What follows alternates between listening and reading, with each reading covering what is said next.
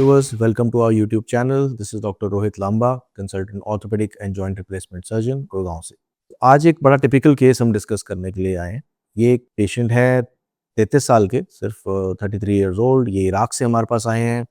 इनके एक बहुत टिपिकल प्रॉब्लम है जिसको कहते हैं डेवलपमेंटल डिस्प्लेजिया ऑफ हिप, यानी कि DDH इसके शॉर्ट फॉर्म में कहते हैं। अब एक ऐसी बीमारी है जो कि बच्चों को जन्म के टाइम पे ही हो जाती है, जिसके कारण जैसे वो ग्रो करते हैं तो उनका हिप जो है नॉर्मल पोजीशन में ग्रो नहीं करता।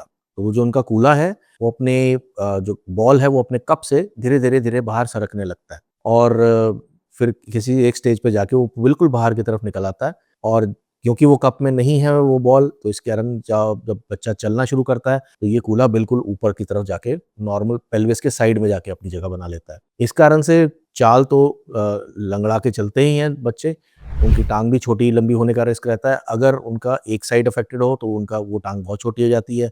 दोनों साइड अफेक्टेड होते हैं तो उस केस में टांग तो बराबर लगती है, लेकिन चलने में लंगड़ानापन हमेशा रहता है क्योंकि उनका हिप स्टेबल नहीं है, हिप अपने कप में नहीं है। तो ऐसे बच्चे जैसे बड़े होते जाते हैं और उनको अगर बचपन में उनका प्रॉपर ट्रीटमेंट ना हो तो आगे चल के उनको 30, 40, 45 साल की उम्र तक जाते-जाते इसमें दर्द होना शुरू हो जाता है। दर्द के 2 कारण रहते हैं। पहला कारण ये कि क्योंकि लंगड़ा के चलने के कारण उनकी स्पाइन पर बहुत ज़्यादा प्रेशर पड़ता है, तो स्पाइन में भी आर्थराइटिस हो जाता है, तो कई बार कमर में दर्द होना शुरू होता है। और विद टाइम जैसे जो बॉल है जो हमेशा कप से बाहर रही है, उसके ऊपर से भी अगर कार्टिलेज खिंचना शुरू होता है तो वो भी फिर पेन का कारण बनता है। ऐसे केसेस बहुत एक टिपिकल प्रॉब्लम के साथ आप में आते हैं क्योंकि वो इस एज में हैं कि उनके नॉर्मल हिप को अपनी जगह पे नहीं लाया जा सकता। यही अगर 10, 11, 12 साल तक मैक्सिमम रहे तो उनको कोशिश की जा सकती है कि हम उनके नॉर्मल हिप को ही वापस कप में ला सकें किसी प्रोसीजर के थ्रू, मल्टीपल प्रोसीजर्स हैं। लेकिन उसके बाद जैसे-जैसे एज एक लिमिट क्रॉस कर जाती है, तो इसमें टोटल हिप रिप्लेसमेंट ही एक ऑप्शन रहता है। और क्योंकि ये कूल्हा अपनी जगह पे नहीं रहा है, तो ये भी एक बहुत कॉम्प्लेक्स सर्जरी होती है। बहुत टिपिकल प्रॉब्लम्स इसमें ये रहती हैं कि जो कप कभी जिसके अंदर बॉल नहीं रही है, उस कप का साइज़ बहुत छोटा रहता है और उसकी शेप भी बिगड़ी रहती है। उसकी जो नॉर्मल वॉल्स होती हैं, वो नहीं डेवलप हुई होती, तो बोन ऐसी नहीं होती जिसमें आप एक नॉर्मल अनसीमेंटेड कप को आराम से प्लेस कर सकें। ऐसे केसेस में यूजुअली कप साइज़ जो होता है वो बहुत कम, यानी कि कई बार सिर्फ 36 मिलीमीटर्स का रहता है, 38 मिलीमीटर्स का रहता है।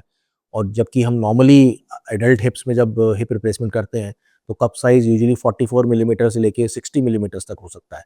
तो ऐसे केस में आप समझ सकते हैं कि हमें जो कप साइज़ेज़ हैं वो भी स्पेशल कप्स होते हैं जो बहुत छोटे कप्स होते हैं, जिनको बैंटम कप्स कहा जाता है। ये कुछ एक कंपनीज़ में ही ये कप्स आते हैं जैसे कि जॉनसन जॉनसन, ज़िमर, इनके बहुत छोटे साइज़ के कप्स बहुत स्पेशली अवेलेबल होते हैं। इनको यूज़ करना पड़ता है एक तो इसके लिए, और बोन स्टॉक यानी कि उस कप के आस-पास बोन बनाने के लिए कई बार हमें बोन ग्राफ्ट भी लगाना पड़ता है, जो कि हम उसी बोन से लेते हैं जो हम हिप रिप्लेसमेंट के दौरान निकालते हैं। फिर दूसरी दिक्कत ये आती है कि ये कूल्हा जो बिल्कुल अपनी जगह पे कभी रहा ही नहीं, तो वो बहुत हाई ऊपर गया हुआ है और उसको वापस खींच के नीचे लाने के लिए आपको बहुत सारे मसल रिलीज़ेज़ करने होते हैं, बहुत सारे सॉफ्ट टिश्यू रिलीज़ेज़ करने पड़ते हैं, और कई बार बोन में एक कट भी लगाना पड़ता है ताकि वो करने के बाद थोड़ी बोन निकालें और फिर उस बोन को हिप को नीचे लेके आएँ और हिप को जहाँ नॉर्मल कप है उस लेवल तक ला सकें। ये करने के बाद आपका हिप जब आप इसमें स्टेम डालते हैं, वो स्टेम भी special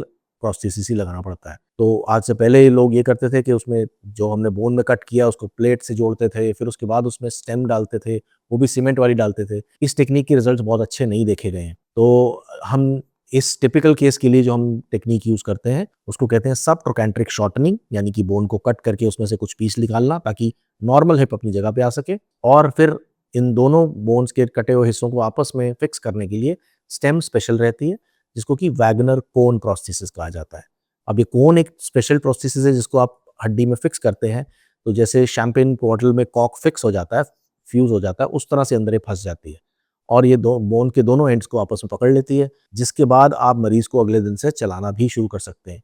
in spite of the fact कि आपने बोन में कट किया है, तो आपको उसमें कोई रिस्क नहीं है। आप पेशेंट को अगले दिन से चला भी सकते हैं और पूरा वेट भी डलवा सकते हैं और धीरे-धीरे 4 से 6 हफ्ते या इवन थोड़े किसी को 2 से 3 महीने में जो कट बोन का था वो भी आपस में यूनाइट हो जाता है। अब अगर आप ये एक्स-रे देख पाएँ तो ये पेल्विस और साथ में दोनों हिप्स का एक्स-रे है।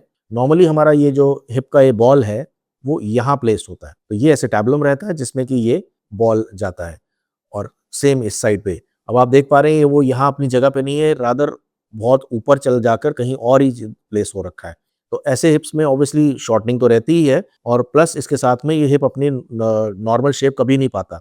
ये बॉल भी छोटी साइज़ की रहती है, ये कप भी छोटे साइज़ का रह गया होता है क्योंकि ये आपस में एक-दूसरे के साथ आर्टिकुलेट नहीं करते थे, तो ये इनकी नॉर्मल ग्रोथ कभी हो ही नहीं पाई। ऐसे केसेज़ में यूजुअली हमें इस बोन के आस-पास के सारे सॉफ्ट टिश्यू रिलीज़ेज़ करके, इस लेवल पर बोन को कट करके और थोड़े बोन को निकाल के, उसके बाद इसको नीचे लाना पड़ता है ताकि ये नीचे आ जाए और इस जगह पे प्लेस हो जाए। ये आप देख पा रहे हैं कि ये करीब-करीब इस केस में हमने 3 से साढ़े 3 सेंटीमीटर की बोन को निकाला है, ताकि हम इसको सही जगह पे प्लेस कर पाएँ।